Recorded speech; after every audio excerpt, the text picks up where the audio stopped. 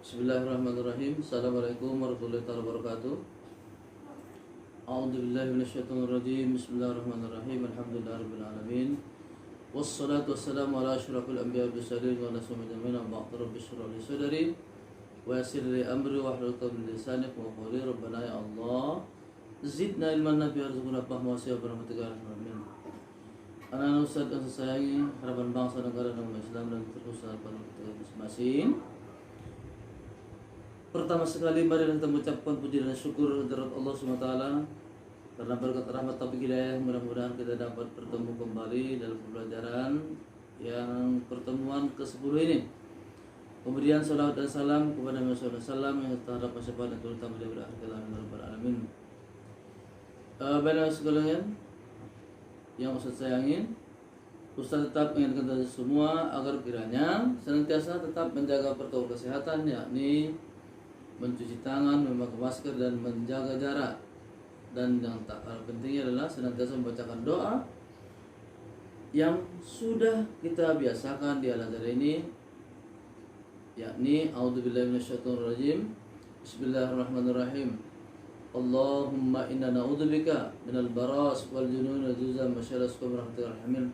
Semoga berkat doa yang kita bacakan ini kiranya kita dan keluarga kita dan guru kita juga terhindar daripada segala macam penyakit menular, penyakit corona atau penyakit yang lainnya.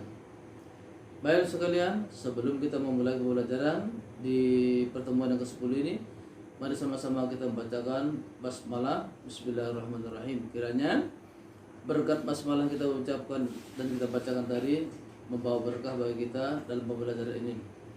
Baiklah anak-anak sekalian, adapun tema pembelajaran kita di hari ini yaitu yang merupakan suatu hal yang dapat merusak orang lain atau diri kita sendiri, yaitu bahaya hasad. Sebagaimana kita ketahui, bahaya hasad itu sangat banyak sekali. Namun dalam pertemuan ini cukup 2 saja kita kemukakan, yakni yang pertama, bahaya hasad itu dapat merusak diri kita sendiri dan juga merusak orang lain. Kenapa? Karena kalau ada tersimpan sifat hasad dalam hati kita, maka senantiasa kita terdorong untuk melaksanakan perbuatan yang dapat merugikan orang lain.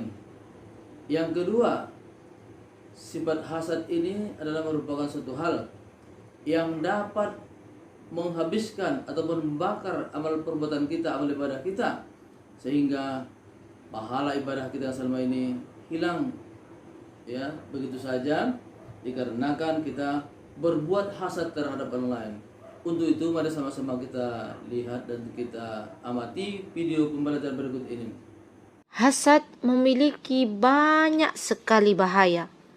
Di antara bahaya hasad adalah hasad akan melahap kebaikan seseorang sebagaimana api melahap kayu bakar yang kering, karena biasanya orang yang hasad itu akan melanggar hak-hak orang yang tidak dia sukai dengan menyebutkan kejelekan-kejelekannya.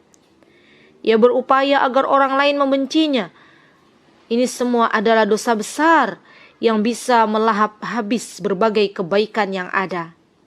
Kemudian di antara bahaya hasad adalah dia tidak menyukai apa yang Allah takdirkan atas hambanya.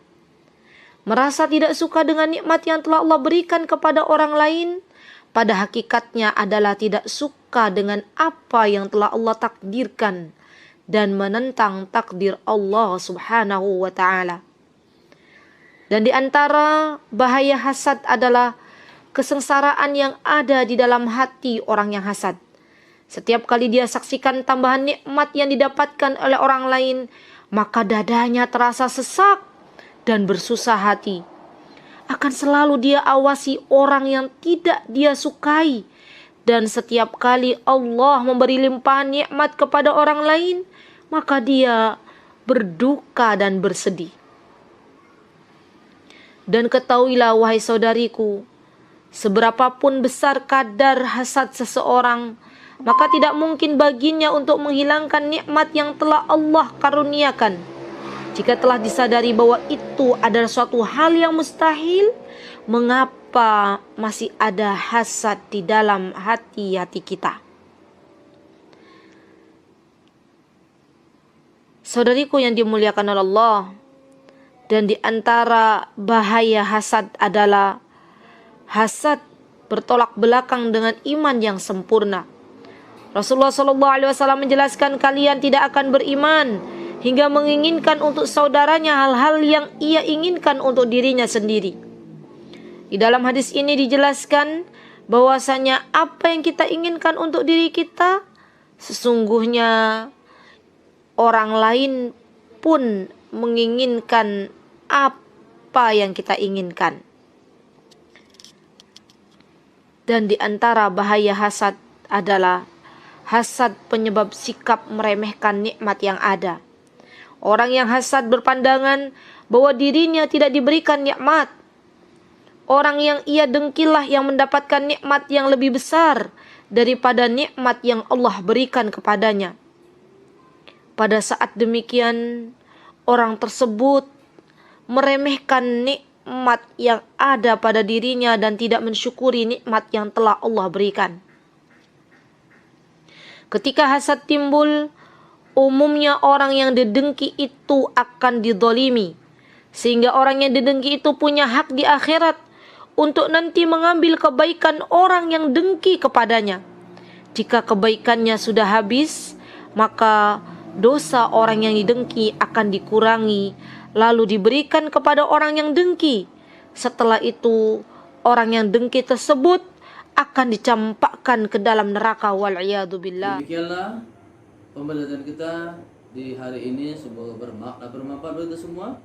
Kita tutup di ucapan hamdalah, alhamdulillah rabbil alamin, billahi taufiq wal hidayah. Assalamualaikum warahmatullahi wabarakatuh.